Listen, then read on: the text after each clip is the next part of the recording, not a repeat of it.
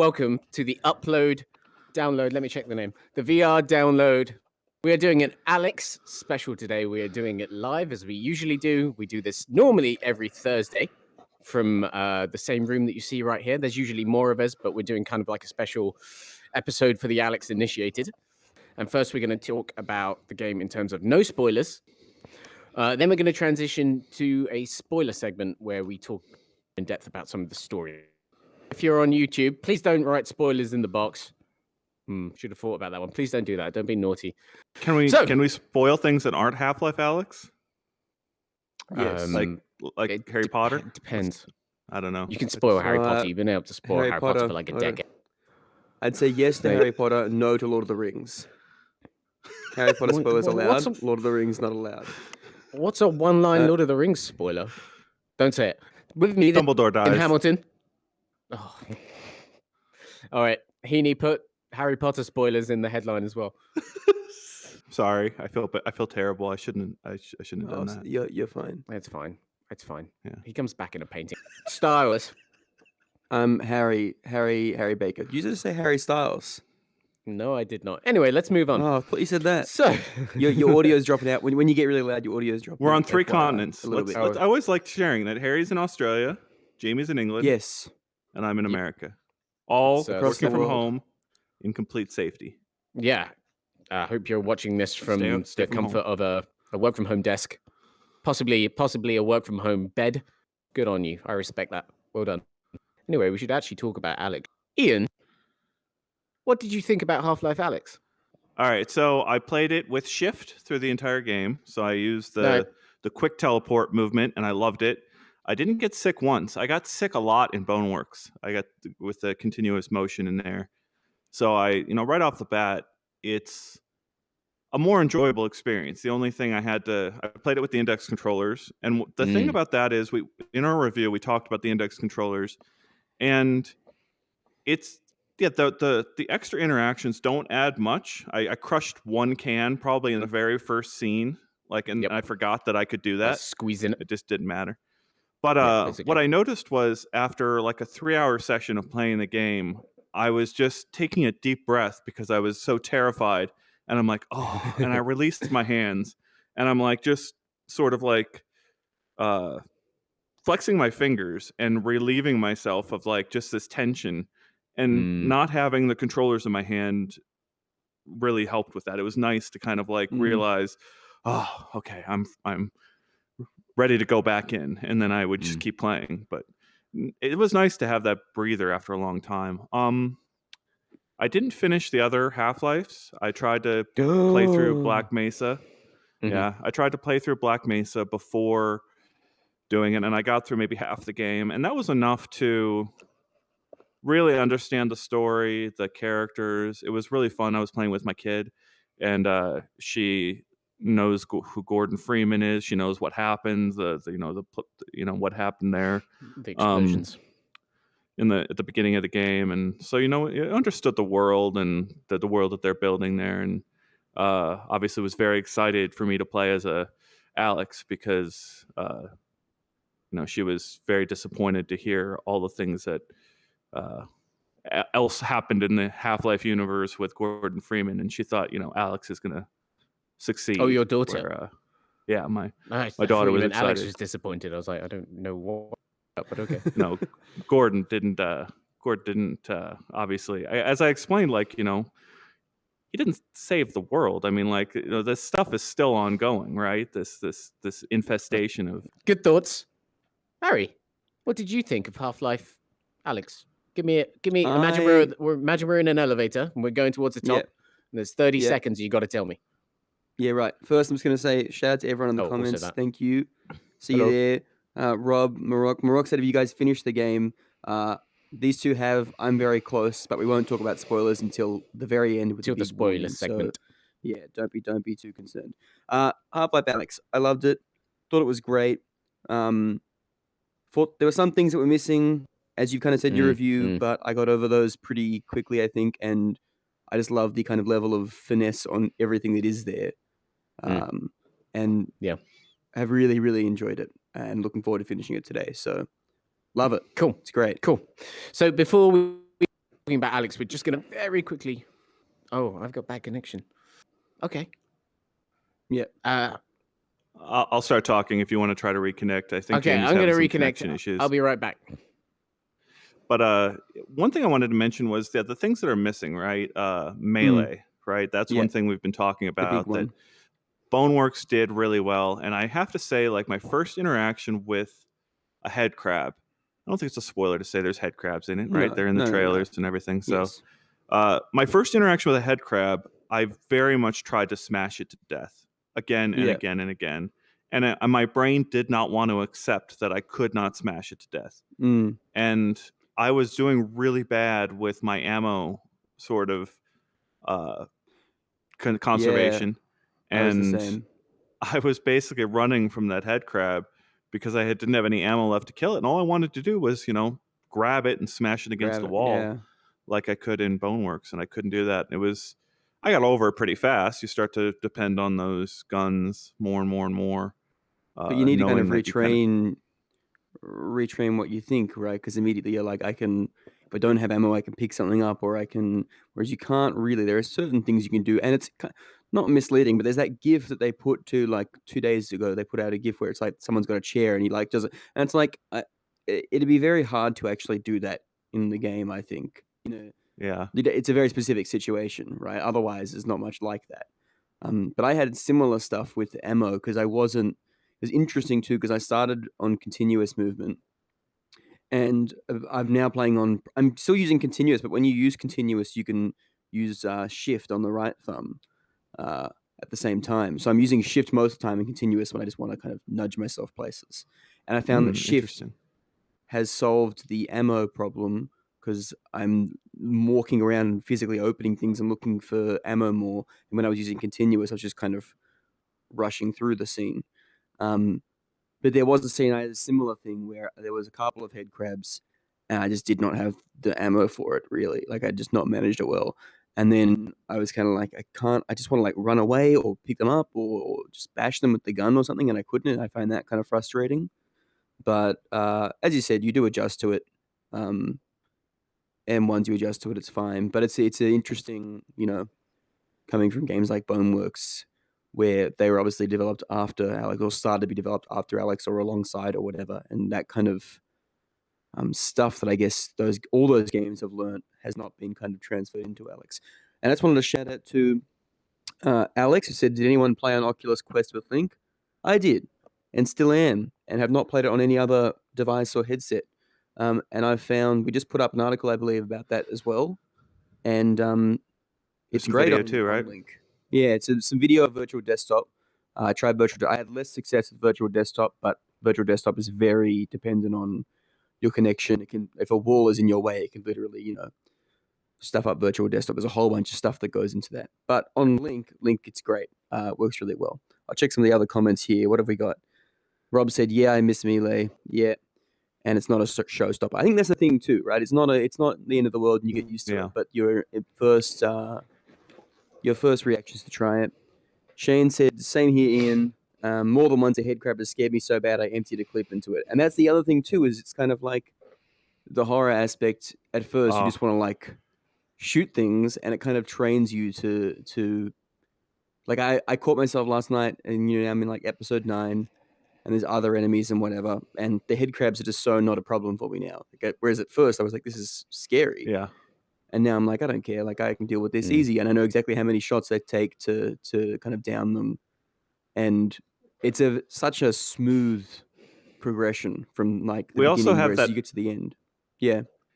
We also have that article of the 9 tips that was so helpful, and the biggest recommendation is get that reflex sight so you can look down the barrel, so you can look down the gun and the sights and see the soft spots basically highlighted. Yeah. And that really helps significantly with your ammo conservation. I have to admit that after the scary levels, midway through the scariest level, I had to go to story mode because I was that behind on my ammo conservation, that panicking, my nerves were that shot. I'm going to have to go through the game again on normal or hard. Yeah, you used a very bad word to me when you were proofreading my review. And I said the game was never nightmarishly merciless in terms of its horror. And he may have used a bad word at me at that point because he disagreed vehemently. And if you go read that review, it says very rarely nightmarishly. Rarely. Yes. Okay, I guess that's probably more accurate. But I think it's. I mean, I don't dislike horror. Like I'm not like I hate horror. I don't particularly love it either. But I don't think it's a bad thing. But I don't know if you guys have already talked about this. I've been away for about 5 minutes, but I think this is one of the most important things about Half-Life's brand of horror is the game teaches you to deal with it in a way that VR hasn't really done before, right? So I would say like the first 5 hours of Alyx, they don't have any huge jump scares. There's one or two like smaller ones, but it's really, really clever and intentional with where things like head crabs appear from. Especially in the first 5 hours, right? Like, so you look down a corridor, you never walk around a corner and a head crab is right there to just spring in your face. You'll never Stop saying never. Okay, let me connection again. Burb. Yeah. Get everyone off the Wi-Fi. Yeah. I've been noticing the internet's been going funky because obviously everyone is working from home, so more people are logging onto their internets. And YouTube just made that announcement today that they're going to go to 480p by default on their network. So enjoy watching us in standard definition out there. I think what Jamie was saying too is which I agree with, is that at first it's not unfair, right? I don't think it's actually ever really unfair. It's still as scary, but I think the way it introduces things to you is very smart. As Jamie was saying, things come out in kind of very signposted, or you don't even necessarily realize they're signposted, but thinking back, you go, yeah, they kind of brought things in gradually and build mechanics up to the point where then when it's really scary, you feel like you know how to deal with it. So even if you're scared of the concept, you're not, doesn't feel like you're just going to turn a corner and something you don't expect is jumping out at you. You're just kind of scared at at the situation, I guess. I'm sure Jamie could explain it in better ways, but I really appreciate that, and it makes me like that in terms of how they implement the horror. It's really a masterclass in onboarding in onboarding the user, because I got it up and running for my wife last night, and she did the first few chapters in story mode, and it was amazing to see her play it differently for me. In that first scene, I don't know, it's not a spoiler, I don't think, to kind of share this, but like right at the very second room, where after the room with the markers that you can write on the walls, you've got this room where there's a little bug in a container, and there's actually food in a little container that you can pour into the bug's quarters and feed the bug. And she's just sitting there feeding the bug, and I didn't even think about it. I'm looking at the radio and stuff. It's so funny when you watch other people play stuff and they just do things differently, or like my housemate gave it a try yesterday, and watching him, like that whole opening sequence of the Combine and everything as you're walking through the streets, he was like teleporting to the side of walls and like hiding himself because he wasn't sure if they were going to do something. And I didn't even care. I was just walking when I played it. I just was like, wow, this is amazing. Walk through the whole scene like in plain view. Whereas he was like almost scared of them and kind of like creeping around walls and was really conscious about where he was going. And I was like, it's so funny watching someone else. Unlike other games, you can take so many different approaches, in VR. And I don't know. That's not so hard. Exclusive to Alyx, but we watch so many devs struggle with this sort of thing, right? Because they just did not properly play test. Just the amount of reactions people can have in VR is extraordinary, and it was really unfortunate with Boneworks, for example, to see all the people turned off because it didn't have options besides continuous. But it's understandable because that game design is so physical. Like that's one thing I did not do in Alyx was, I did reach out and grab things all the time, but it was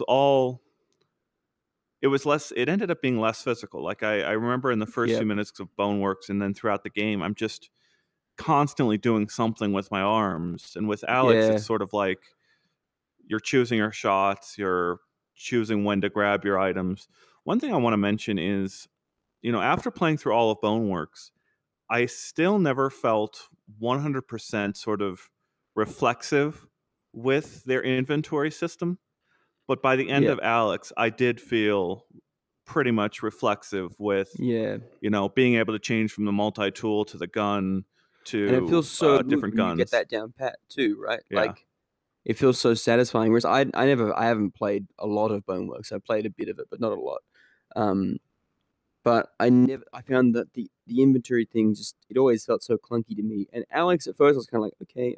Now it's like towards the end of the game, I can reload so fast. It's so much Yeah. fun too, and it feels so satisfying. And Yes. reloading mid-fight, which felt kind of clunky at first, now just feels like second nature, and it works so well. And it's really fun when you get that down pat. I'm gonna check some of the comments here. We've got a lot of people talking about how YouTube is going to 480p and they're not very happy. I think we've broke the bad news for a lot of people. And yeah, most of the comments on here are all people talking about, sorry guys, 480p, welcome to the modern age, internet congestion. But what else can we talk about with Alyx? So you played on Shift, which is the one where it zooms to the point, right? Yeah, I It's not accidentally it's not switched it to blink at one point. Yeah, but then I right. did shift the rest of the game. And Yeah. I love that. And it's sort of like you don't realize how the barnacles will catch you necessarily if you shift through them. That was one thing that was kind of learned the hard way, that if you try to Yeah. shift through the barnacle path, It will you will still get take you, barnacled. right? Yeah. Yep. Yeah. Did you play with the barnacle lift on? Or did you turn I the did. barnacle lift off? I think I got lifted, but I didn't get caught by enough barnacles. Which is funny because I feel like I got caught by a lot because I played on continuous, especially at the beginning of the game where there's more barnacles. You kind of, because you're walking, you kind of tend to walk. And that's the only thing I didn't like about Shift. What I will say though is it's really good that you can use Shift on the right stick when you have continuous on the left stick as the default. Because then I find that just works fantastic because it is the best of both worlds. But it's funny how the barnacles kind of become this weird thing you can easily dodge with Shift or with blink, whereas I found them much more of a problem at first before I switched over to that. But yeah, it's funny as we're talking about it. I'm thinking back to the journey, right? It really, more than any video game I think I've ever played, like maybe Portal is up there. But I can so distinctly remember every map and passing through every map, and even on Shift, I have this really full memory of the entire path through all the levels and where I and the have to layout turn and yeah, and even that map when it's loading and it shows you where you've gone, yeah, and I have this kind of physical sense of how I've traveled. And I think yeah. the other thing I really love about it, which I think there's two things that I think go hand in hand, is that the set pieces are amazing. Like some of when especially towards the end where each level starts to have its own kind of theme and thing. I think that's really cool, and the characters and kind of NPCs, the animations to me are just so next level, and not even for like just a VR game, just for any game. That's like when Russell moves and stuff, or any of the characters, I'm just like far out. It looks so amazing. It was Oh yeah. all of it to me just looks like shockingly good.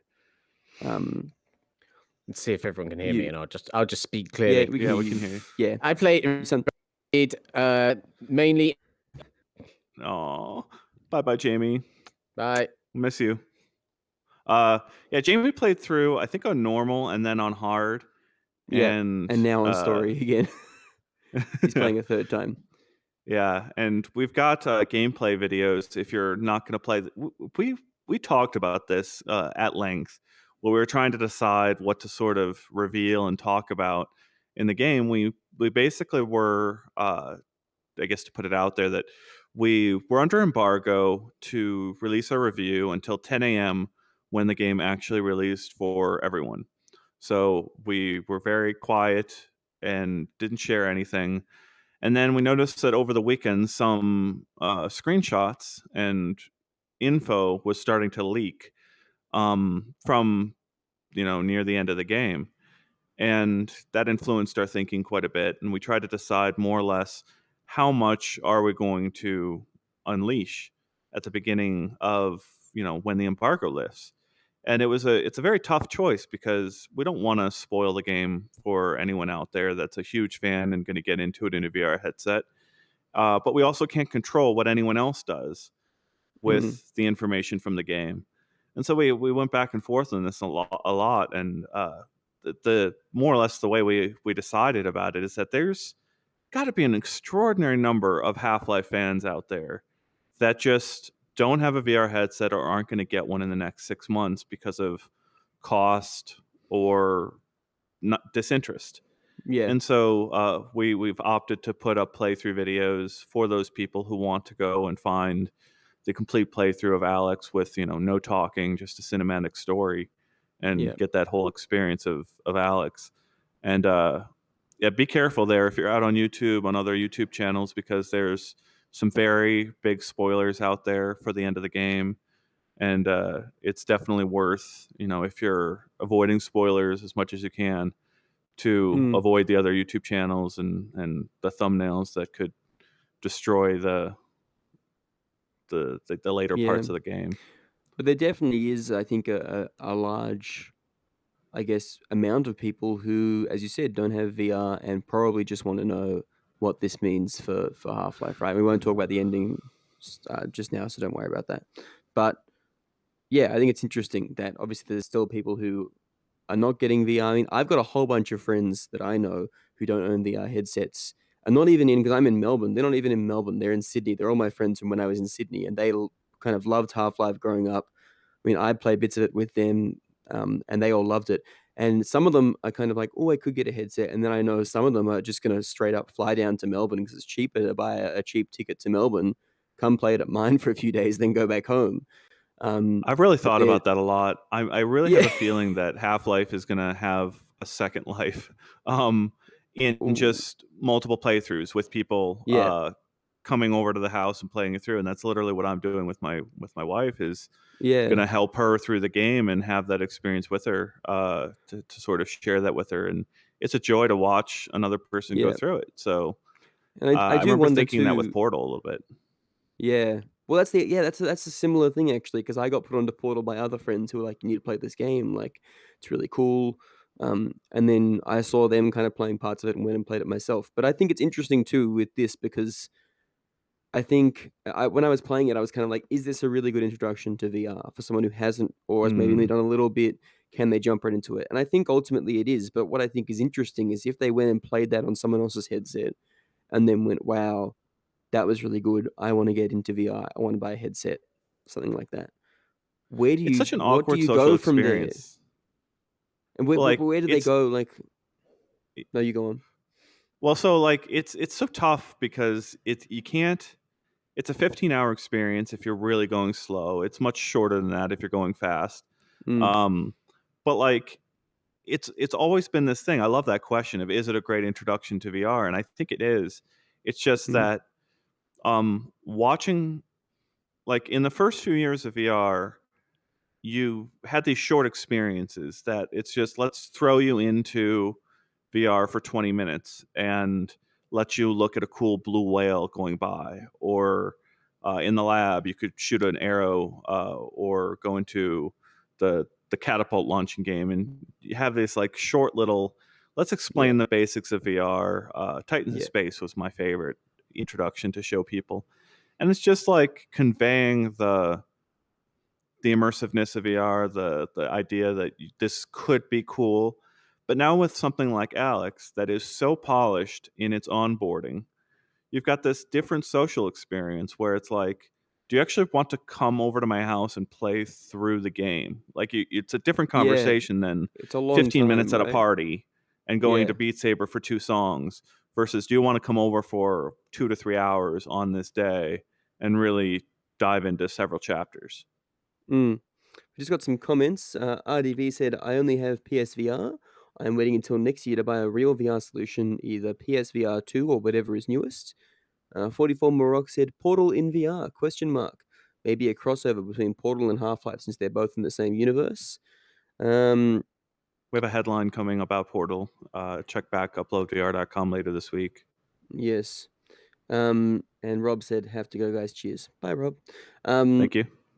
but yeah, I think it's interesting because, as you said, it's not like a 15-minute. It's really like, are you going to be committed to come and play this 12 to 15 hour game? at my house, and I'm more than I love it so much that I'm more than willing to be like, come stay at my house for 3 days, have an Alyx Yep. party. I'll just walk around you as you play Alyx for 15 hours. But yeah, and I think going back to what we were saying before, the other good thing about it is that the whole game is kind of a tutorial that you don't realize is a tutorial, right? Like Yep. you don't have to be taught anything per se, and like the closest thing it gets to the tutorial is when it teaches you about the gravity gloves at the very And beginning when you get them. And I want to say the gravity gloves, there was a learning curve there, and I was watching Yeah. it again with my wife going through, and yeah, it takes figuring out how to aim your hand Mm. at the object, and then exactly how to pull, and sometimes the things will get hit on some object as they're Other coming out, things. Yeah. and I, it's by the end of the game, I was pretty efficient with it. It's just I want to say there was a good 5 to 7 chapter learning curve where I just was not excellent at it yet. Yeah. But Um, then you slowly get better. And it's funny too yeah, because I won't spoil anything, but there's certain chapters that really test your ability to accurately pull and pick things up with the gravity gloves. And that's another thing, right? Is I until you just said that, then I didn't even think about that. But then I was like, that whole section of the game is a lead up to a point where you have to be able to be accurate with it, or the game kind of punishes you. And it's, I don't know. There's so many things like that that I don't. There's ones I haven't even thought of. I'm sure of just little things where they're subconsciously teaching you things so that when you go to do them later, it's just. I mean, I don't know. The other thing is too is to me it just feels so much like a Valve game. Like even though it's yeah, in VR, it's very different and a very different kind of obviously very different architecture and experience to other Valve games. It makes me feel like I'm, when how old was I? Like 13 playing Portal again. I get the same kind of feeling of like this is a really good experience. It's polished and there's something about the way Valve do things where they teach you things and all that and their puzzles too, and the way you kind of even if you get stuck, you're like, I'm sure it's something really clear and obvious that I'm yep, just not seeing here. And you kind of look around and eventually you get it and you feel so satisfied. There's something about the way they do things that is very makes it never feels like it's being cheap or ripping you off. You always feel super satisfied by it. Let me check the comments again here. Oh, Shane pointed out there is a community mod, Portal Stories. I'm not sure if that's VR or not. I think there is. I think there Is was there a I think VR there was Portal? a Portal Yeah, VR. I yeah. Portal is the thing. We have that interview that you transcribed that I still need to get out there. But my very first real VR interview was with Brendan Iribe, the former CEO of Oculus, in his office down in Irvine, where Oculus set up its first office, and he had like a wooden portal gun. I want to say Mm. some kind of like monument, and I'm like, oh, well, yeah, I know you're friends with Valve up there, and what do you think of Portal and VR? And he very quickly explained to me how sick it would make you. And this is Yeah. like 2012, and there's that cool game out there, Holoception, that Mm. has that third person mode where you can view your character over there doing things. And there's a lot of interesting ideas you could do there if you're portaling other things than your own body and throwing yourself through holes in the in the Yeah. walls. Yeah. Um, Yeah. Even Halo, like And I've gotten Halo reinstalled on everything, and Halo can make you sick on a big yeah. screen Yeah. right on a normal monitor. Yeah. Yeah. And RDB said in regards to Alyx, this 10 to 15 hour experience, I think this is what the VR needs to be taken seriously. And of course, a big budget game like this, exciting times. I think to me, it doesn't feel like there's anything else on par with how much of a kind of round finished product there is to me. Like if I said to you, I'm new to VR, and this is kind of what I was getting at before. If you'll introduce someone to Alyx and they love it and they go, this is amazing, I want to buy a headset.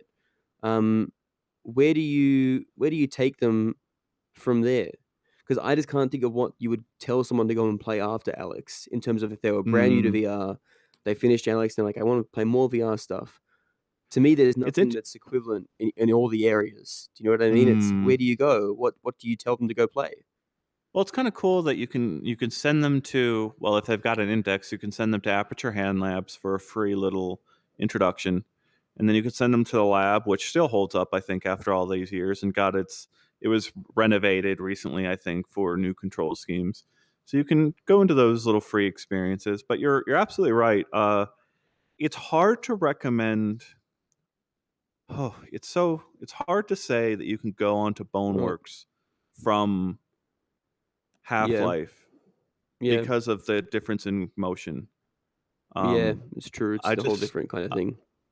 I don't know if I can say, like, if someone played through on Shift and Blink, you can really go into Boneworks after that. Are you talking, Jamie? Are you back? Well, Jamie's kind of still figuring that's so things sad. out. But Alex said Asgard's Wrath is in that tier? Question mark. I mean, I personally haven't played Asgard's Wrath. I know our other editor David is a huge Asgard's Wrath fan. I'm not sure Called it's it my one type of of game, but biggest and I best guess that's games. Yeah, I played a few probably. minutes of it. I guess that would Not probably my- qualify. yeah. That's a good point. Even if it's not my jam, but that is kind of the same kind of production, I guess.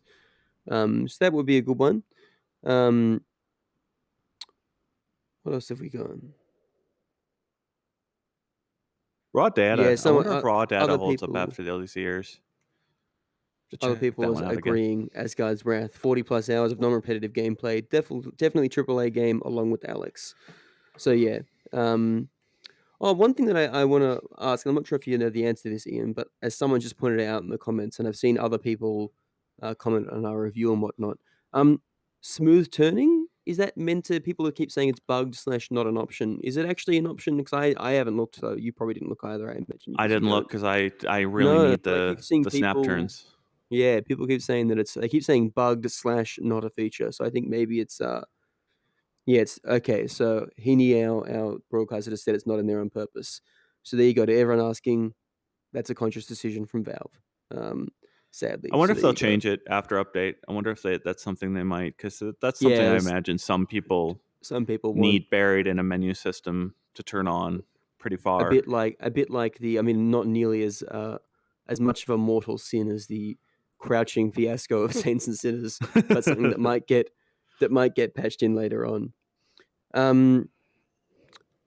Hottie CE said, "What do you think about the comfort of Oculus Quest, and what do you recommend to make it more comfortable?" Well, to quickly cover Frankenquest. that, Jamie you said, heard- "Frankenquest." Everyone, We can hear you.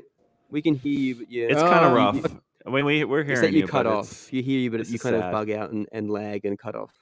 All right. Okay, We're going to take a 30-second take- break. I'm not going to be here anymore. Wait, no, someone that can actually be heard should say that. All right, Join bye, in the everyone. comments, Jamie. Join in the Yes. comments.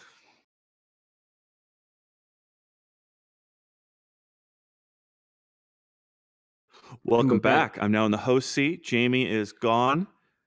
Bye, Jamie. Bye, Jamie. We loved you. He'll talk to you in the comments, hopefully. Yeah. What were we talking about before we broke? Well, before we broke, I wanted to say, Hottie CE asked about the comfort of the Quest and what we recommend to make it more comfortable, because they play the game when using Link, which is also how I've played the game. Now, before, as Jamie was popping in and out of connection, he said Frankenquest, which we'll have a video, an article coming up on soon, which is basically modding your quests to put in it's a Vive Deluxe audio strap, is that right? The audio. Yeah, you put that on your Quest.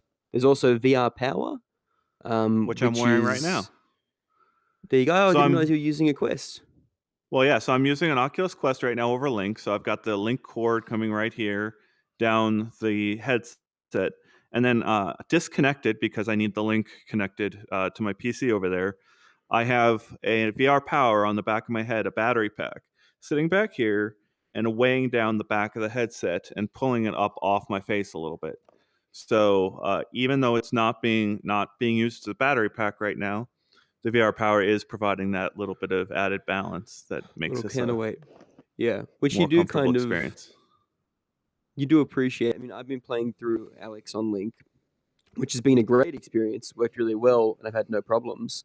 But the main thing is that after like 2 or 3 hours, I start to feel, and I don't have it as bad as others. I know others, Tatiana, who's on our staff, and other people in general who I've had try the Quest, don't find it quite as comfortable as I seem to do. I can kind of adjust it to a point where it's okay. But after long periods, it definitely starts to, feel heavy. And what's interesting too is that clearly, because of the battery life of the Quest, if you're just playing a normal quest game, it's not designed to be worn for super long because you need to charge it without a battery pack, right? There's no way you can keep playing. Whereas with Link, you can just keep playing. Mine charges at a rate that pretty much it goes down a tiny little bit over a long time, but not much. So I could just keep playing for a long time. But the quest comfort-wise doesn't quite allow for that. What else have we got? People. Odyssey said, I have the Studio Foam Deluxe strap. We haven't tried that one, but I feel like it's still on my face. It hurts. Yeah, it is. The quest is difficult for long sessions. That's just the kind of reality. And Odyssey, I said I had Rift S, and it's way better. And that'd be because obviously that of the little Halo style strap. The thing I have to mention there though is like check your IPD and make sure it's within the range that's supported by the Rift S. Because if you have a unusual IPD and distance between your eyes, I can find the Rift S gets me uncomfortable pretty fast sometimes, depending on the situation, just because my IPD is unusual. And then I've obviously got the IPD adjuster on the Quest, and I love that because it's so much more. I can really tune it in for my eye distance. We've got a few people in the comments at the moment mentioning just one thing quickly, James, in regards to spoilers. We're doing a whole spoiler section. So there's no need to worry about spoilers right now. This is all no spoilers for the moment. We'll have a big spoiler thing when this. And everything earlier, if you need to scroll back on our stream, has not been spoilers. We'll correct have spoiler on the screen when we get to that part.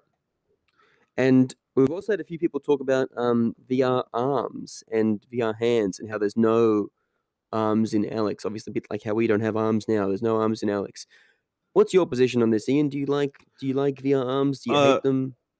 Well, so if you've ever played Half and Half, that's a really interesting solution where they've got these wobbly characters. They're like smushy and made of jello. And so like you can make your arms like this, and they've got complete arms attached to the bodies, but they're very non-humanish characters. And they put those smushy arms in there to account for the fact that like I'm moving my elbow right now in a pretty dramatic way. And all they can track is that my hand is moving.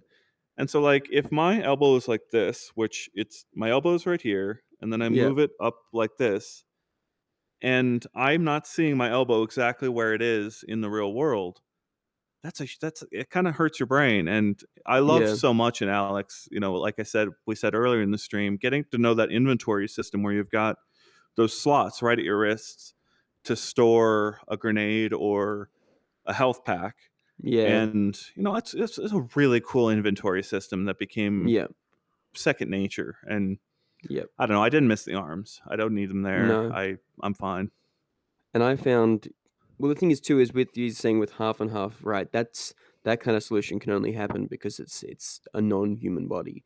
When you play something like Boneworks and you've got that full body, I think there's definitely benefits or reasons you might want to do that. But I just found it to be more. I think it definitely made me more sick having the whole body when it didn't match up, because that just messes with your brain.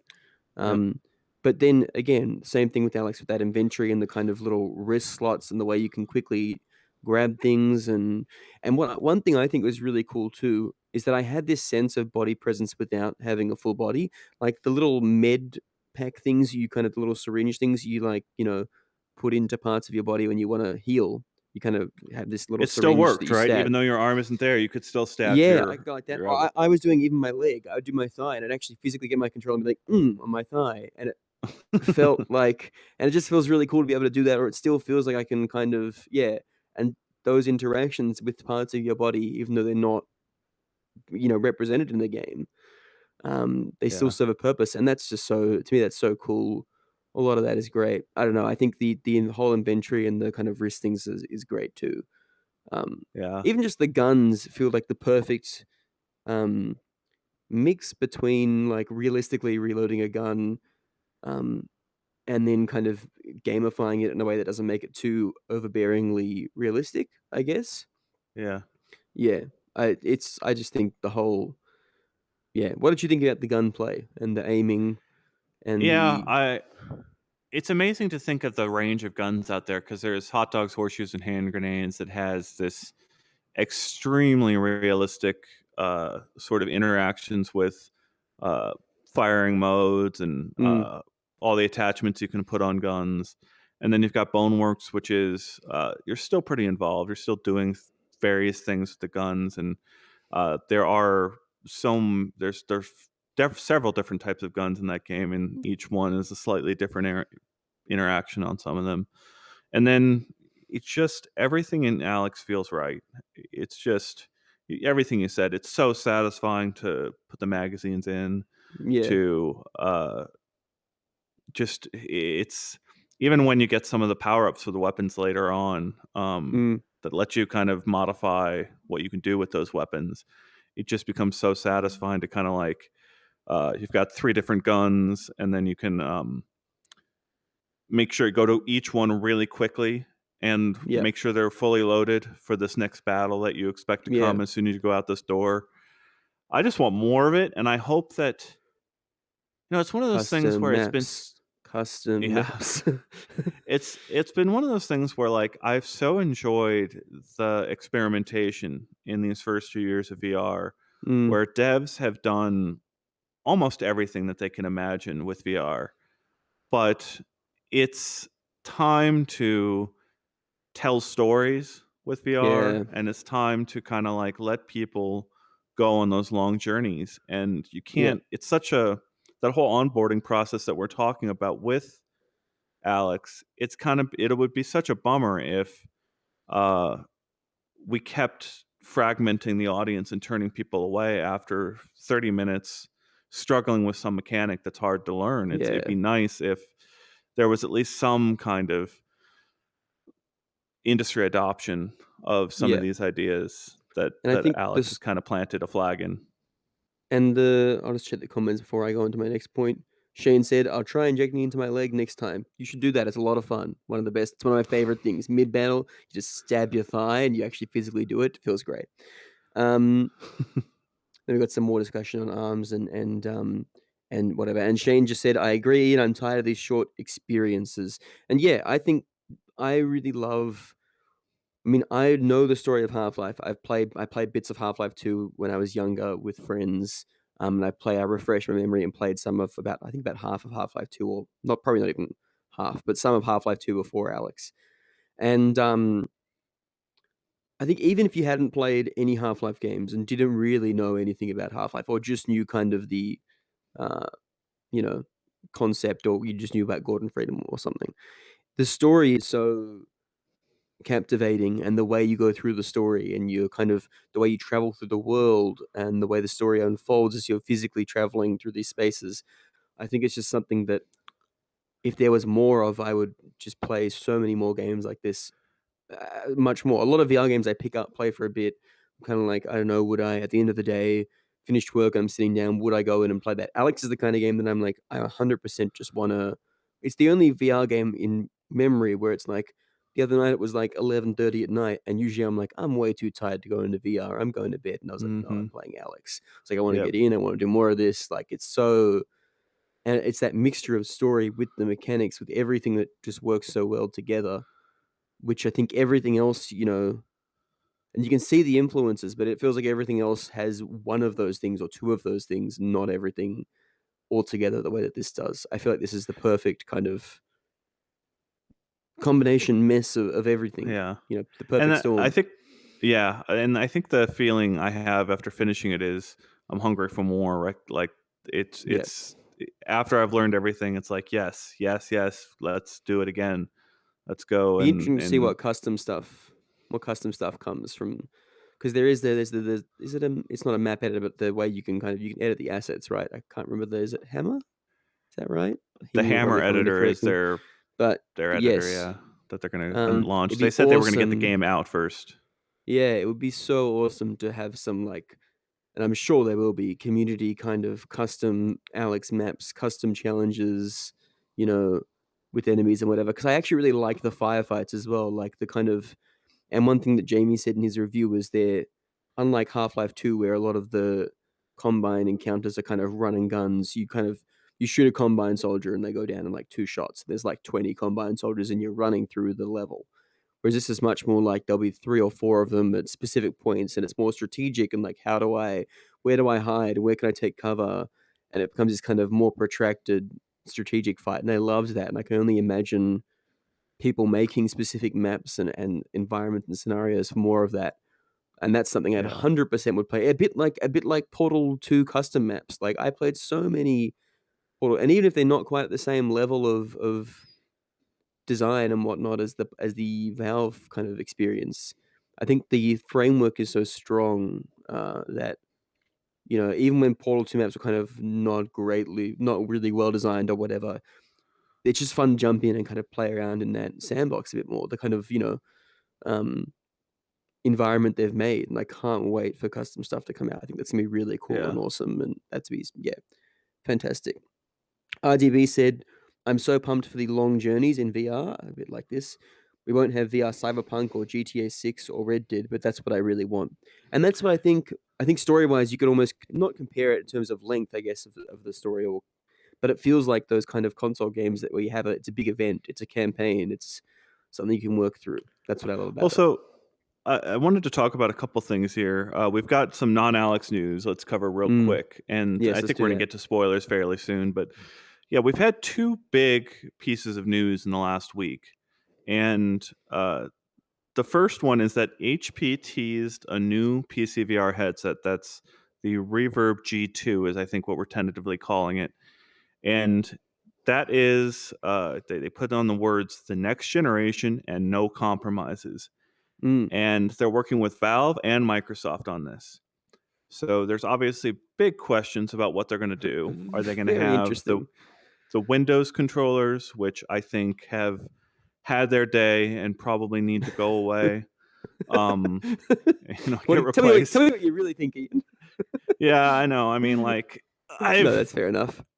we've got the camera situation where most Windows MR headsets only have two cameras, so they're doing some guesswork when your hands are out of range, and it does a pretty good job. But with games that are really aggressive over the shoulder, or you're really Yeah. into it in an active game, those two cameras aren't necessarily going to live up to expectations. And then obviously they've got some of them are sort of cheaply made, or like more plasticky feel in your hand, where they've got the touchpad, and if the touchpad isn't really sensitive, that could be a problem. And they've also got the analog stick. The original Reverb, like I mentioned earlier, didn't fit my face. My IPD was not a good match for the original Reverb. And so, like, that's another thing that some headsets have and some headsets don't. But Index has that IPD adjustment where you can slide the panels into perfect alignment with your eyes. And then obviously the Quest has the perfect alignment too, where you can adjust it. And so when they say no compromises on there, I'm also wondering whether they're going to use Index controllers, some kind of Index controller, or whether they're going to do more cameras. That could be interesting. Yeah. Or whether they're going to have IPD adjustment, and all those things could, if they can get it to a good price, maybe they've got a competitor for the Rift S. Because Rift S is kind of like in a category by itself down there at $400, and you've got the Cosmos at a higher Rift price S basically point. competes with the Quest. Yep. Yeah. All right, and then the other bit of news we've got is that Facebook leaked code name for an upcoming VR headset prototype. The code name was Delmar. It popped up in developer documentation on the Oculus website. Juicy. And there was also, we found references to Jedi controllers. And this has created the most conjecture out there in the audience of various people talking about what does Jedi controllers mean, because you could assume that Jedi could be their Control Labs acquisition. So you've got this thing that straps to your wrist and in theory detects the signals inside of your wrist going down to your fingers, and is able to kind of sense very, very fast, in theory, the things you're planning to do with your hand, and it may end up feeling a little bit like a Jedi force powers. Yeah. Right. So I did that's not even one make that theory. I don't know if I connection. agree with that one. Yeah. All right. Tell me, what do you think? I'm What's your- hoping Well, It's a so lightsaber. this is my theory, right? This That is if what you they, want. I want, yeah, it's not what I Yeah. think is going to happen, but they've got Beat Saber, they've got Vader Immortal. Yeah. Both of them depend on lightsabers, Yeah. and they would be stupid not to pour a lot of money into a Yeah. partnership with Disney Yeah. and really do a proper full-scale Star Wars game with The a lightsaber real controller. hefty, nice lightsaber. Oh, imagine a hefty lightsaber controller with some vibration. Give it to me. That'd Yeah. be fun. Well, Yeah. so that was one thing I noticed that early on at one of the Oculus events, I think it was F8, I tried, I think, Vader Immortal early on. And the first time you feel the vibration really, really nicely I want to say they tuned it down in the final release, but the real throbbing of, like, you can feel the pulsing of the energy of the Yeah. lightsaber in your hand. That can really drain the battery. And I don't know if you build like a ready-made lightsaber controller that has really extended battery life specifically for Yeah. that purpose of making you feel like there's an energy blade in your Especially hand, that would be amazing. Beat Saber too, like the feeling the kind of blocks as you slice through them. So much cool potential. Very cool. Yeah. Very cool. Should we go to Half-Life Alyx spoiler discussion / ending Yeah. / implications of the spoilers? Is everyone all right? Everyone get out if you don't want the Everybody. spoilers. Heaney's gonna put up the spoiler warning. Let him know. Meow. All right. Spoiler. Spoiler. Heener says the Heaney says it's up. spoiler. Okay, yeah. Heaney says it's up. Yeah. Can we talk about Jeff? Yeah, we could talk about Jeff. I So want to talk about Jeff. it's funny because everyone like how it's like, let's talk about the ending. You're like Jeff. Yeah, no, let's not talk So- about the end. Yeah, let's talk about Let's Jeff. talk about Yeah. Jeff. Okay. Well, I think it's funny because everyone was kind of like, I had heard stuff about Jeff before I got to Jeff. I got to Jeff yesterday. I was like, what Are the hell the comments is this talking about Jeff Jeff? I thing? want to see how the comments are responding to Jeff. People are also saying I'm leaving because no spoilers. Great talk, guys. See you Yeah. later. And no one's talking about Jeff yet. We'll see. We got any Jeff stands in the chat? Let us know if you stand Jeff in the chat. But I hadn't heard about Jeff, and then like it's funny because even when you get to the part in the game with Jeff, he's like, "Oh, that's Jeff." I'm like, "Just tell me what Jeff is," and it turns out Jeff's pretty scary. But what a great section of the game. That's like stands out to me as one of the best. I mean, I bear in mind too. I also haven't. I do know how the game ends because Jamie told me, but I haven't actually finished the game. But I'm up to chapter 9. But that Jeff chapter is so much fun and terrifying, but just so great. And the mechanics of the bottles and the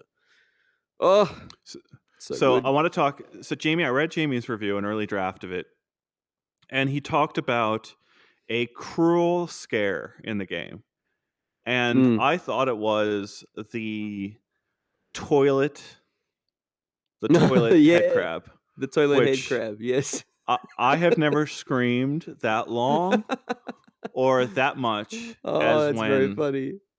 Oh my god, that was just. I mean, that whole section of the game had me crying almost. My wife came out of the bedroom. It's like, is that real? Are you really screaming that much? Yes, I am screaming that much. I mean, I was just all right. It's so, a very scary section.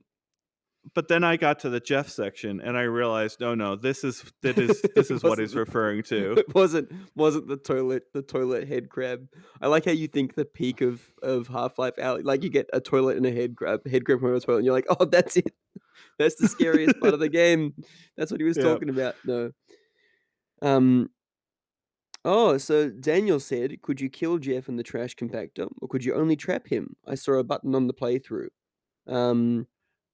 That's a good question. I certainly didn't kill him. We got some Jeff stands in the chat. Shout out to my Jeff stands. And Airborne Film said, "Is Jeff a head crab?" No, Jeff is like this monster that can't see you but can hear everything. So you have to kind of direct him by throwing things around.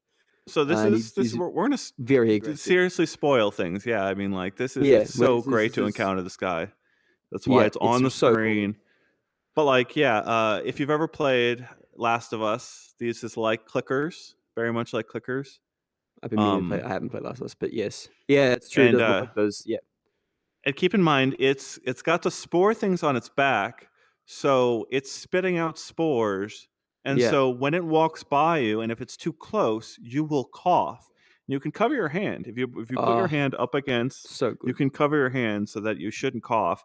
But if it gets too close to you, you're gonna cough, and Jeff's gonna find you, and Yeah, it's just the it's great. grossest. It's terrifying, and it's also what I thought another a technical point, which I thought was fantastic. And I have no idea how they did this, but I've never had tracking on the Quest so reliable. Like putting it my thing, I put my controller straight up here, like my hand disappears there, right? I was putting my hand No, on my it's still mouth. there. No, it's still there. Is it still there? Okay. There we go. They fixed it months ago, he said. But it was I found that the tracking and on Quest generally, like the shoulder and everything, all of those extended range movements worked really well. But yeah, and just being able to put my hand on the mouth, like I was physically doing it, and I was just, oh man, such a great section, so much Yeah. fun. And that's what I was Well, talking about before with the gravity gloves. It really tests your ability to pull, catch stuff correctly, and then chuck it correctly as well. yeah, so you've got these bottles around in the Jeff section that you have to kind of Mm, like grab, pull them over, toss them through a window to get this Jeff distracted. The thing, if you, it's so good, but Jamie described this in his review, and he didn't give away the spoiler, but it's this moment that I think everyone is going to remember from Half-Life, yeah, Alex. And yeah, if you know what I'm talking about, it's where you've got to use the multi-tool and connect a wire back in the wall, and you realize in one moment in the dark that you yeah, have yeah, to go, yeah, you've got to go back into this little itty bitty room and reconnect the wire. And you don't want to go back in that room because it's yeah, such a tiny room, and Jeff is going to trap you in there. It's yeah. brilliant.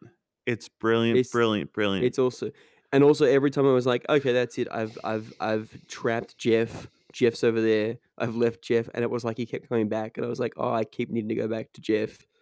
Yep. I kept thinking it was the end of it. Oh, what a great section! It's going to be a standout. I think that the section everyone will be talking about for sure because that was great.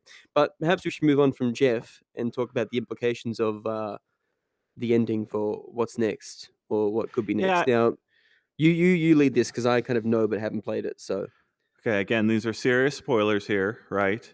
meow We've meow. we've we've you should have been alerted to this Spoiler, fully. spoiler. It says Yeah. spoilers on the screen. We'll make sure that the podcast version of this alerts people too. Um, so the end of the game, you think you're getting to find Gordon Freeman. It's a Mm, big lead up that you're going to unlock Gordon Freeman and save him. That's what was so much fun to have my daughter, who's only played Black Mesa a little bit with me. She knows who Gordon Freeman is. She knows some of the history there. She thinks Gordon has failed in his efforts to save the world. So now it's Alex's chance. So it's this whole thing leading up to Gordon, and this is such a great buildup to like, oh, they're imprisoning something, they're locking mm, something up, and you go to this sort of crazy last section of the game, the last mission where you kind of get force powers, in a certain extent, and then you find out it's this mysterious G-Man, right? mm, That's been locked up inside this building, and he talks to you. Now, I haven't seen people talk about this much, but I thought it was very, very fascinating. The way G-Man, that's what he's called, right? G-Man? yeah, G-Man, yeah. Um, when he does his whole dialogue scene, you see versions of him walking off in different sections. He's like Mm, there's copies of him walking off in different sections, and he offers Alex the chance to save her father, which is a critical moment in the Half-Life universe. So I think there's a splitting of realities there. There's multiple timelines now to deal with. It seems mhm, some kind of major expansion to the way the Half-Life universe works. mm, Given the way G-Man sort of talks about you, the way he shows these multiple versions of him walking in different sections, and what happens right there at the end, where uh, Alyx disappears, and Mm, at the the very last after credit scene, where you get to see the crowbar, yep. and you're Gordon Freeman for just about 1 second, and she's gone. Alyx is somewhere else, and so it's almost like you're in a different reality or Who knows something. what's Something has next? So split. what do you feel is what do you think of the implications of this? Where are we headed? What do you think of Valve are doing? Kind of, what are they doing Hmm. here? Ian, what do you think they're trying to set up?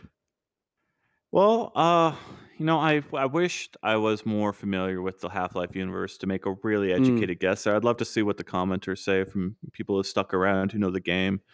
Um, I've loved Portal, and they've never attached. Even Boneworks is this thing that almost Borderless. feels like it could be in the Half-Life Yeah, universe in a different version.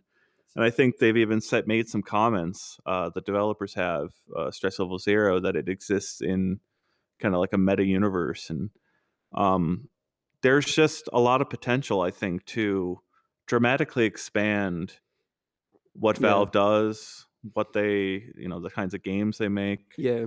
um, and they But could do a oh, lot with it. at the same time, though, I do.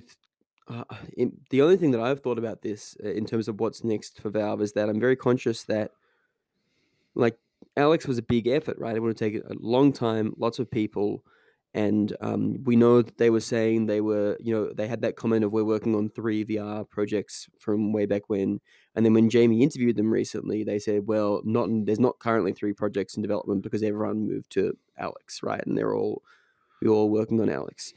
But I mean, because Jamie, I know Jamie. It's a shame Jamie's not here because he's kind of the most well versed in it, both Half Life and Half Life generally and the game. But I know he's kind of said he feels like it's setting up as like a Half-Life 3, and there's been a lot of discussion as to I've not just in Jamie. I know I've read Jamie's full interview transcript, and I've seen a lot of what others have, other people who interviewed the same devs, IGN and other outlets, about Navas's kind of Half-Life 3 question. And the response they all seem to give in every interview is, well, we're waiting to see what the reception is to this Yeah. before we make our next move. And I S- think that's almost a very strange response because I would have thought that No. Valve played to their own. You reckon? I thought Valve always played to their own, they play their own violin to their little No. orchestra over there, I feel. Oh, it's so complicated, and I hope, I don't know if there's Valve people out there watching us. I'd love for them to sort of understand that we'd love to know what's going on Hey, internally. South What's that? Memphis came through with a donation of $1.99. Thanks very much, Thank you so South much. Memphis. Appreciate it.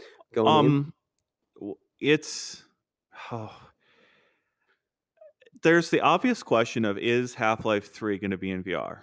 That's Yeah, kind of like that's the big one. the inference. And if it is, that's one thing. But if it's going to be across both, if it's going to be both a flat screen experience and a VR experience, Oh, that's a completely different surely not. proposition. Surely And not. well, I mean, that's kind of like, that's years more development work on Valve's tools, I would think, that the I game, just, the flat screen players wouldn't want to wait for. Um, yeah, and so when it comes to the question of waiting for the reception, there's this like, I love the bit that all the VR resources went to focus on Alyx. Like, mm, if you've got multiple teams of just a couple hundred people working at Valve, and you've got a limited number of that couple hundred people who really think VR is cool and the future, they all had to kind of like put down their babies, their whatever they're focused on, and say, let's yeah, go deliver on Alyx. And so there's other teams there working on other games. There has to be some people there that are probably thinking about Half-Life 3, mm, and have been for many years. many Um, years. and there's got to be some tough meetings and tough decisions being made But internally, where they're like, how many people can we throw at this, and in what stages, and how does okay, it fit in with a broader plan of I Valve? let me spin a story for you, right? I think obviously there'd be huge. I think there'd be huge backlash if tomorrow they came out and they were like Half-Life 3 VR exclusive. Let's not even go there. That'd be a nightmare for Valve, I think, just generally. But I think that the way that Alyx works and the implication that Jamie has kind of noted is that the way that the crowbar feels and that little tease at the end is kind of them being like, it's them being like, melee combat is obviously not in this game. We'll get it. Well, I think Jamie used the words like, "We'll get it right next time." Like that's what we do. That's what we'll be doing in the next one. And they're not going to do this overnight, right? This is going to take, if they were to do Half-Life 3 in VR, it will take several years because there's no way they made any significant progress on it currently. I just don't think that's, you know what I mean. I don't think they've. So we're looking at several years. I reckon probably minimum 4. You know, if you think that Half-Life 3, well, if you think that Half-Life 3 is gonna be bigger than Alyx, they're gonna have to. You can take everything you've done for Alyx and still have to work in. I think melee combat to get it as satisfying as the guns are in Alyx is a whole nother problem. I think that's Yeah. just. It's not as easy Well, to get right, and I think they will want to the get it right. the thing we had in our I think that we published that today, right? The physics situation there where Yeah. you don't have force feedback, you don't have Mm. resistance with A gun. current Yeah, and controllers. haptics or controllers. Yeah. And so we've tested some various tools out there that are trying to do that, gloves that pull back your fingers and Yep. air bubbles that form on your fingers to kind of give you very specific tactile sensations. But there's nothing that like you hit something and it really you Feels like feel you're kind hitting of it. some Yeah. resistance that's pushing you back. And I don't know. Boneworks made some affordances to Yeah. made that feel good where you could train Yeah. yourself, but yeah, I don't But know. Boneworks, to me, Boneworks still breaks, right? Like, I really love Boneworks. There's that bit where it's like, pretend everything is the way it is, and there's the kind of um, weight bar for deadlifting. And I immediately like pretended like I was deadlifting like I do in the gym. And it was really funny because I wasn't carrying the weight, but I pretended and it worked. But to me, that breaks as soon as I have like a weapon and I'm panicking and I'm just like going at something and all of a sudden nothing is matching up. It doesn't feel the same like that. It only works in very specific context. So I think for them to get, something like a crowbar where you could just grab it and kind of bash something, for that to feel, they'll want it to feel as good, I think, as the guns do in Alyx, and the guns work in Alyx so well because you don't need that force feedback. So, but my wider point this plays into is it's going to take them a long time, probably several years, I would say. Even if you ignore the problem of melee combat, I think just writing, you know, testing, doing all the stuff that would take to do Half-Life 3 of all things, several years. So, and they might not tell us for several years. They're going to find out about Well, Alyx. You know, but it's a company. when Like was I that? think my broader point here is that you've got to know how invested Valve is as a company in Into the VR. future of VR technology, and Yeah. that's kind of the point of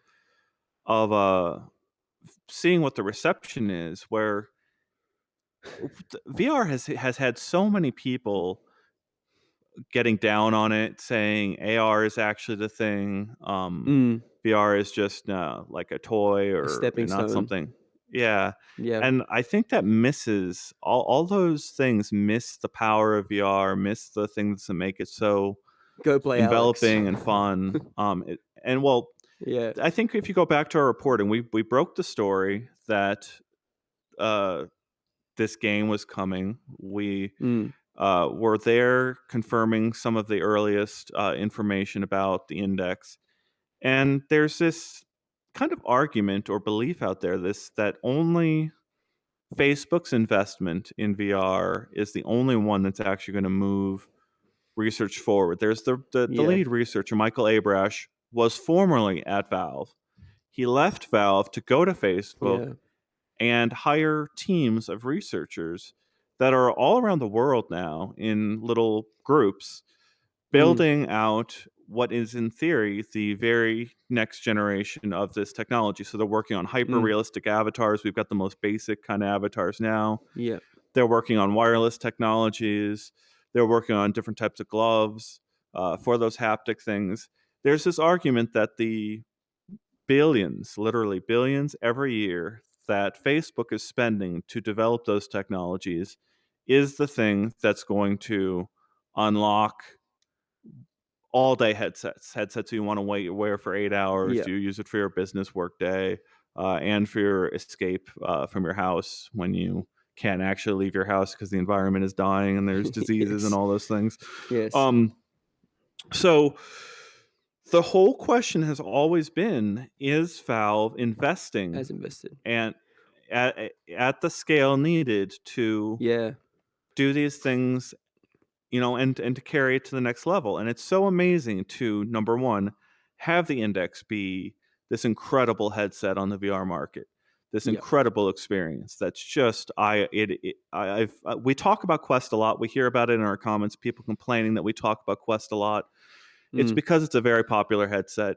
Yeah. A lot of people are using it, but Index is the one that I prefer to use and lets me play for 3 to 4 hours at a time if I want Yeah. to. I can't do that in a Quest or even a Rift S or any other headset because it's just so well made and the audio is so perfect. Yeah. So they went out and they shipped, this little company in Washington shipped the best, one of the best experiences on the market. Yes, it's still got the tether, which I tell people it still has the tether and people get mad. Like, does it still have the wire? Yes, it still has a wire. I'm sorry. Yeah. But I know they're Yeah. working on the wireless technologies. And then you've Yeah. got this amazing game. And Facebook is paying other developers to make Stormland, and they're Yeah. paying other developers, which now they own, Oh, to make Asgard's Wrath. yeah. And But Beat they're not Saber, they making it now own those America. guys. Yeah, they own those guys too. But So this just can feel, I don't Valve know. push it as much as they need to? It's also interesting because you don't get with Valve. Valve is a very closed company. Facebook isn't. I wouldn't say they're an open company, but we're getting regular updates of like, here's what we've been doing. Here's a new thing. Here's some more news. You kind of get this kind of ebb and flow to Facebook's kind of VR news, right? As in, we definitely know more about what Facebook is doing or Facebook's commitment than we do about Valve's, right? Valve Yeah, well, could it's have so obvious. many things. Yeah, could have so many things behind Valve, closed doors we don't know about. well, yeah. So Facebook has to do some kind of, has to explain why their R&D budget is what it is. Yeah, And yeah, and Mark Zuckerberg has to get on the phone every 3 months to talk to the yeah, investors to and talk about say, it. I have to do this because we need to have that relationship with customers, and Valve doesn't have to do that. So it's Yeah, unfair to call Valve a closed company because they do their dev that's days, true. and they are trying to make sure their relationships with That's true. developers is very tight. And the fact is, they've spent 4 years, maybe more than that, honing these Index controllers, Mm, actually following through and shipping the Index headset, shipping Alyx. Just the yeah, fact that they are shipping. They're shipping. yeah, It's not, these things didn't stay. There are people yeah, out there that thought this would never happen, that Valve would yeah. never actually ship the And headset, that they would never actually ship the because game. And there are things that have never shipped at Valve. Well, there's this Valve is kind of this, they have that mythology about them. It's a bit like the whole Half-Life 3 thing. It's just like, or Half-Life 2 Episode 3, which never happened. They have not a history, but there's this kind of, uh, people have a funny relationship with Valve and how people talk about Valve and Valve time. And so the fact they are, yeah, as you said, they're shipping things. But then again, like it's like if they make another Half-Life game in VR, be it Half-Life Alyx 2, Half-Life or whatever VR, and then Half-Life 3 maybe is a separate thing that's maybe not in Half-Life VR, whatever. Alyx 2, that would be so I cruel, wouldn't it? did see Tyler from Valve News Network be like, I'll say it, Half-Life Alyx 2 win. And I was like, oh my god, imagine. Yeah. Like Half-Life 2. Well, no, I got a better one for you. Half-Life Alyx Episode 1. Oh, and episode that would be episode brutal. 2. Get it out within a year. Yeah. But Any yeah, comments? we've got Heaney actually commented saying exoskeletons win. Very true. And we've got Daniel said, please post chapter 10, because I think chapter 10 is perhaps the last one outstanding on our channel. Don't worry, we'll get up there. Jamie and Zena are taking care of that. We'll get chapter 10 up there. I've seen a couple people mention that. So don't worry, we'll be up there eventually. But otherwise, no comments so far. But Mm. yeah, I think it's really interesting to see because I think what's funny is there's this big discussion that the game is having coming out of like, what does that ending mean for Half-Life? What does it mean for VR, etc., etc. I don't think we're going to know for ages. I don't think this is a situation where I can't. I mean, we didn't know about Alyx. I mean, I know there was kind of rumors and you heard things, but I don't. I think Valve won't announce anything until they're much closer to being able to share solid stuff from it. You know, a bit like we saw with Alyx. Whereas when they kind of officially announced it, there was artwork, there was a trailer, there was pretty soon after gameplay. It was this stream of stuff leading up to release. They knew they could meet the release, and they did meet the release, right? Yeah. And I don't think, be it whether it's VR or non-VR, whatever is next for Half-Life / whatever is next for their VR plans, because presumably they will continue with VR in some capacity. I don't think we're going to hear about it until something is pretty ready to go. And unless they've got something else they've been working on alongside Alyx that they're now going to shift over to and quickly kind of finish off, not quickly, but you know what I mean? If they're halfway done on something already, it could be a while. And I don't think the question's Well, going to be answered for a bit. there's a Valve does things differently in that they build they try to build new markets for Yeah. their work. And there's clearly someone high up inside Valve, probably Gabe, who, despite all of the naysayers and despite the slow uptake of VR headsets, Mm. is still committed to the idea that VR is going to be a substantial market. And this is despite Unity and, I mean, I don't know if Unity pulled out, but Epic very much kind of realized that there were the slow uptake was there, and the PC VR market wasn't going to adopt VR overnight. Mm. And here's Alyx that I don't know if Alyx is going to change. You know, Jamie talked about it in his review. Is it going to change minds? Is it going to sell headsets? And honestly, I think it could. I think it could sell headsets, but I just don't know if it's going to shift the curve so much Yeah. that I all don't think these it will companies come back dramatically to the shift it. table. Yeah. But it's a bit like going back to what we said earlier, whereas like I feel like if I had a friend play through Alyx, I think it would be like, wow, they'd be like, wow, I want to do more of this. And Mhm. then you kind of go, well, doing more of this is very hard. This is a very Valve polished experience. There are some other things like Asgard's Wrath and some other big games, but it's not like something where you can say to them, yeah, well, grab a headset. There's, you know, 10 to 20 other games, a bit like any other console that you can jump into that are these kind of deep, polished experiences. So I don't know. It's an interesting one. And I think it'd be interesting when we look back on this, whatever is next for Valve's VR plans, looking back at this kind of moment and looking at or trying to figure out what their plans were. Because The I only mean, thing it's very hard to tell. Go on. yeah, no, I want to say, like, we very much try to champion uh, work that we feel deserves to be recognized, and um, it's tough out there because we talk about the sort of, I don't know. There's a lot of trolls on the internet. There's a lot of people that want things for free, and Mm, these things cost money. There are people, human beings, hundreds of them, yeah, who are pursuing their passions and building things that the world has never seen, and it costs money to feed their families and house them. And um, it's there's a subset of the internet that just doesn't recognize yeah. that effort It's a and huge wants investment, these right? things for Like, free. And yeah, uh, so, you know, Crisis Brigade on SideQuest, you and I went into that, and they put the game out on SideQuest for free. They put mm, up an itch.io link to try to get people to support their work and try to keep building more of that thing, even though they didn't get accepted by Facebook. They're, you know, trying to find a way to market and actually make money and support their families doing yeah, fun and interesting things. So when we talk about the future of Half-Life and yeah.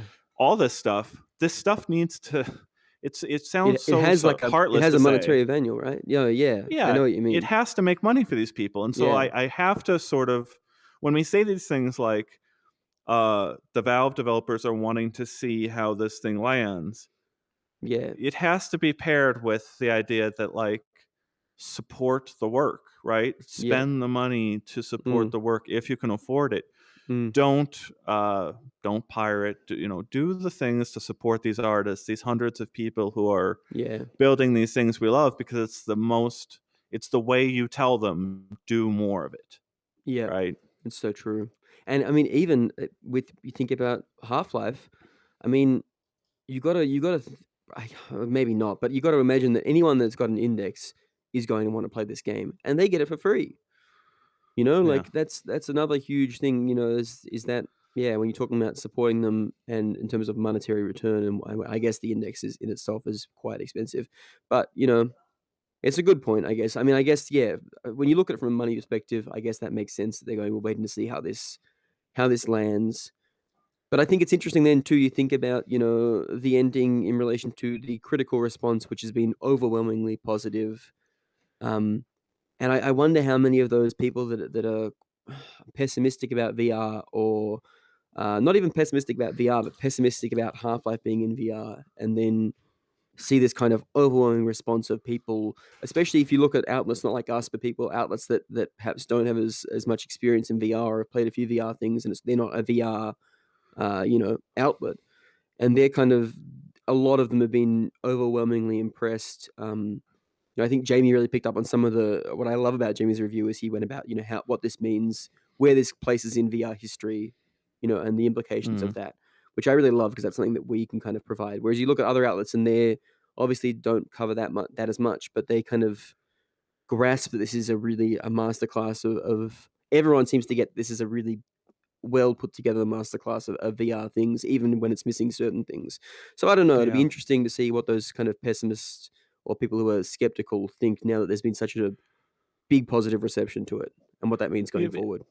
well, that's one thing that I suppose Valve has really interesting data on, is after they buy Alyx or after they play Alyx, what do they go and buy next? And they'll That's have so that true. data that Yeah. says, okay, to your point about other outlets where it's kind of, Vacation Simulator is a beautiful game, a fun game. I love how accepting it is, but to see Yes. it win Yeah. Game of the Year awards, because it's Yeah. tough, because that these outlets aren't playing a Yeah. lot of Enough VR stuff games. or a They lot. aren't Yeah. seeing enough of the stuff that's out there. And Yeah. so, there's all those outlets played Alyx because you have to play the It's the Valve Valve game. game. Yeah. But the question is, do they go and start regularly reporting about VR now? Is Mm. this like a wake up call that, okay, maybe Has we it put it on should? people's? Yeah. Um, Mm. I don't know. That's a good point. Has it put it on enough people's radars? I guess Beat like Saber is the other has one. Beat Saber and Vacation Simulator, like those are the only yeah, two those are the games only that two. mainstream Yeah. people play. Yeah, Um, yeah. And I think Beat Saber is perhaps the only game, and it's not nearly on the same level as something like Half-Life, but it's the only VR game I can think of really that people who don't use VR maybe have seen Beat Saber. They kind of sometimes I'm like, yeah, VR, and they're like, oh, there's that game like Beat Saber with the songs, right? I'm like, yeah, that's like that. Beat Saber is almost reaching the level where people know about it or are aware of it. If they don't, they're not kind of into VR, I which is I wonder how interesting. many people, yeah, that'll be the real test, right? Over the next 6 months, and we hear from those people that are like, "What can Yeah. I do in VR?" And And I yeah, say, post "There's a new Alyx. Half-Life game, right? There's a new Half," Mm, and they go, "What?" yeah. I mean, I Yeah, expect yeah, that yeah. kind of reaction. Um, Yeah, because it's such a but pull, isn't it? Yeah, it's true. Very true. if Well, we have any final questions, I haven't seen any new no comments pop no up over no there, comments. No but comments. Perhaps some of the comments is left because they haven't finished playing it. But, yeah. thank you anyone that's still watching. Thank you for watching us today. Enjoy Half-Life Alyx. Uh, and come back to us next week. We should be back Thursday. I don't think we're going to have one this week since we did this special, probably, but we'll see. We've got lots of video content popping up onto our feed. We're going to probably take a breather now that this week is over. It's been a crazy couple of weeks. Hopefully, the headsets Crazy. get back in stock soon, so that more people can get into VR Can in get the into near it. future. Mhm. Thank you so much for joining us, and we'll see you next Thanks, week. guys.